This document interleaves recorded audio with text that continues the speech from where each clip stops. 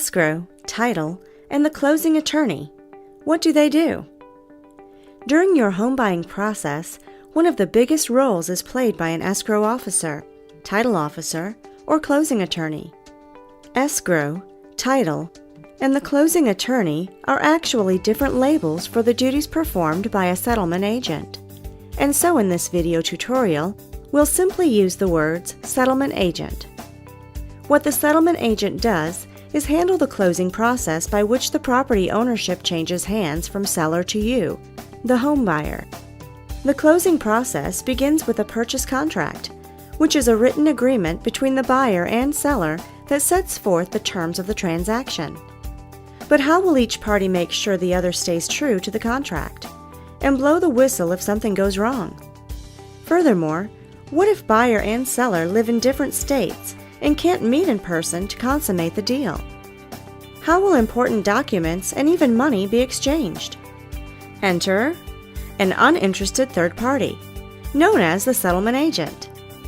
Basically, the settlement agent must confirm the agreed-upon terms and act as an enforcer to make sure both parties are following the details of the deal. The settlement agent opens and then oversees an escrow, which is basically an arrangement to carry out written agreements between two parties engaged in a real estate transaction. The process ends with disbursement of monies and/or documents that transfer property. It's important for you to know that by the time your file reaches a settlement agent or escrow officer, all the negotiations between you and the seller are over with. The terms are set. The settlement agent doesn't favor either party, nor do they create the terms. They just make sure the requirements of all the parties involved in the transaction are satisfied, which may include those of the lender and, of course, the local government, such as county or municipal. Earlier we mentioned that different states use different labels to describe the settlement agent. So before we go further, let's look at a map of the United States, so we can see which terms are used in each state. The red-colored states, such as Nevada, use the term escrow, and the settlement agent would commonly be called an escrow officer. The blue states, such as Missouri, use title companies, and so the settlement agent may be referred to as a title officer, while the white-colored states, such as New York, use closing attorneys. A handful of states use a closing attorney, so what does he or she do exactly? A closing attorney examines the title to a property and resolves any issues before the closing of a real estate transaction. It's important for the buyer to know that the closing attorney focuses not on the buyer, but on the real estate, the property itself. This includes making sure the seller has good, clear title to convey over to you, the buyer. He or she will review and explain all the documents that you will be signing at the closing and make sure they are complete and accurate. He or she will check on the seller's obligations involving the property, such as homeowners association dues, zoning requirements with the city, and so on. The closing attorney is required by state law to direct the closing process, and the actual closing usually happens at the attorney's office. Imagine closing on a home only to find out the seller's mortgage didn't get properly paid and released, or finding out 3 years later that the seller's ex-wife's kids claimed an interest on what's now your home. Those are the kind of problems a closing attorney, also known as the settlement agent, helps avoid. Here are the steps a settlement agent will take to navigate your file through to closing. 1. Review the purchase contract and make sure there aren't any important details missing. For example, a purchase contract which doesn't indicate when exactly the seller is to move out or the buyer takes possession would create complications at the end. 2. Make and deliver copies of all the paperwork to all parties, having made sure everything is in tune with the terms agreed upon between buyer and seller. In California, for example, these are known as escrow instructions and need to be signed and delivered back to the settlement agent. 3. If the purchase contract calls for an earnest deposit, also known as a good faith deposit, the settlement agent will receive that into their trust account and issue a formal deposit receipt. If it's a large sum of money, then you can actually ask for the money to be held in an interest-bearing account. But earnest money is usually held in a non-interest-bearing trust or escrow account. In order for the money to earn interest, the buyer and seller must agree, and also determine who will earn the interest. 4. As mentioned earlier when we discussed the role of the closing attorney, the title to the property is examined to make sure that when a deed is signed to pass on to the home buyer, it's free and clear of liens, judgments, and encumbrances. In closing attorney states, the attorney, as settlement agent, will examine the title with this in mind to make sure there are no defects that could become a cloud on the title. In other states, this is the duty of the title examiner. Their findings and stipulations then show up on a title report. 5. During the closing process, the settlement agent is in contact with not only the buyer and seller, but also with the real estate agents and mortgage lender involved in the deal.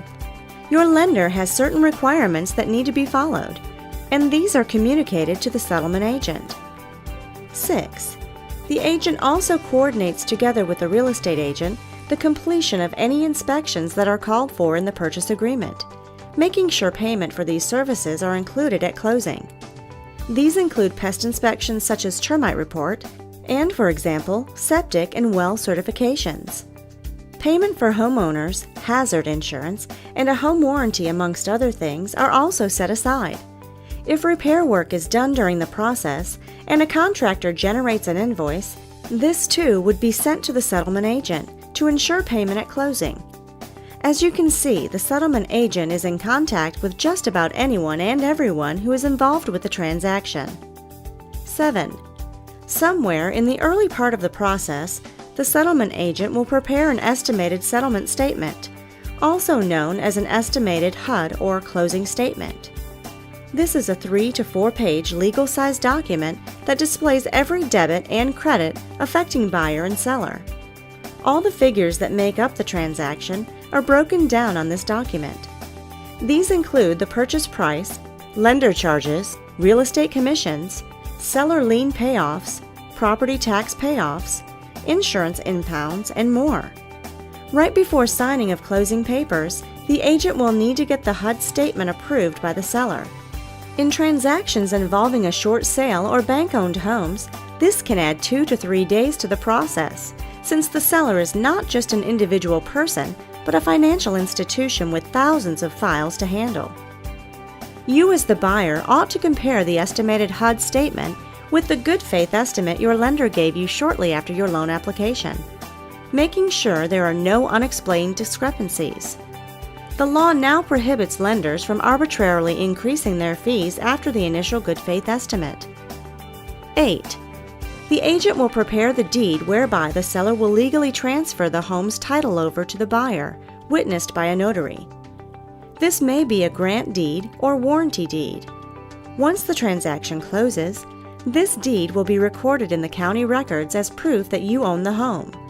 In bank-owned transactions, the agent needs to deal with the parties who are specially authorized by the bank to sign the deed on behalf of the bank, because not everyone is.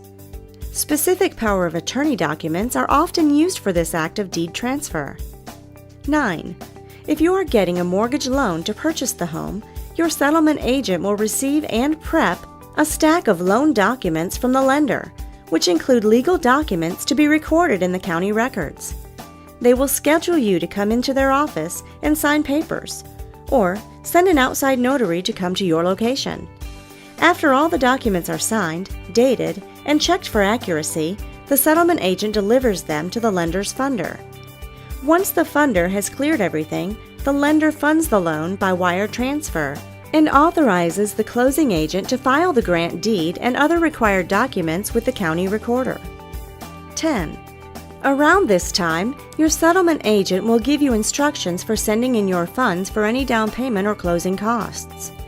If you are paying cash for your home, the funds over and beyond your earnest deposit will now be due.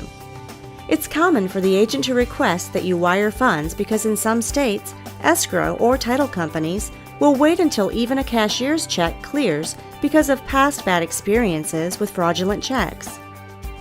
11.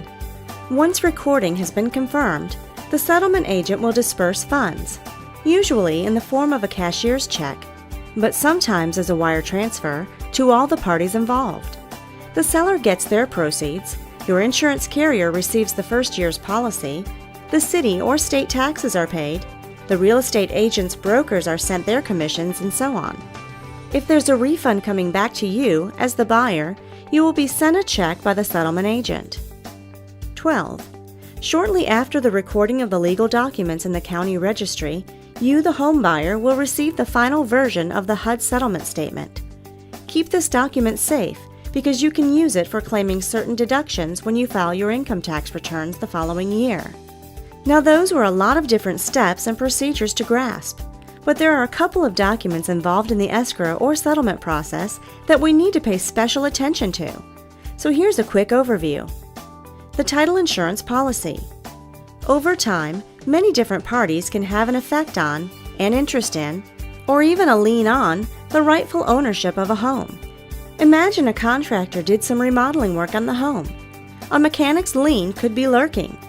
If the seller owed money to the IRS or state tax board, a tax lien may be hiding. If a recent inheritance occurred, unlisted heirs may come out of the woodworks, laying claim to the home you are trying to buy. Any defects on title create what's called a cloud on title and pose a challenge for safely completing your purchase of the home. Title insurance protects you and the lender from unknown defects like these. The preliminary title report, which comes first, basically tells the buyer what liens, encumbrances, or issues need to be addressed before a title insurance policy can be issued. And the insured party can be assured that the title has been conveyed free of liens and defects. So it's a smart thing for you to read and try to understand what you see on the preliminary title report. If you have questions, pick up the phone and call the escrow officer, settlement agent, or closing attorney. Once issued, the policy protects the insured party from any legal challenges that could arise later if something didn't show up during the title search. Examples include the discovery of fraud on a previous chain of title, the signing of a deed by a person declared incompetent, like a 95-year-old insane person not in their right mind, or even the use of a power of attorney that wasn't properly executed. Two parties benefit from title insurance, the lender and you, the home buyer. The title insurance protecting the lender is known as the lender's policy and would be paid by the buyer, while the owner's policy that protects you, the new buyer, is paid for by the seller. The second document that demands special attention is the Statement of Information, also known as the Statement of Identity. You will be required to complete one, notifying the settlement agent of your identity. When completing this document, you'll need to list your full legal name and any AKAs. For example, if your name is William James Smith, you may have to list AKAs such as Bill James Smith or Billy J. Smith. Your Social Security number, date of birth, past 10 years addresses, and even present or recent bankruptcies and divorces will need to be listed. This document removes any doubt about your identity and helps the title company resolve issues that affect real estate such as child support liens, judgments, and bankruptcies filed against persons who have the same or similar names. This is important because such liens and judgments are recorded against real property and against individuals on a daily basis. Remember, the settlement agent is paid for their services, and so, if during your home buying process you have unanswered questions or concerns, you should call or email the agent for answers. Thank you for watching, and be sure to contact the featured real estate professional who provided you with this informative video tutorial.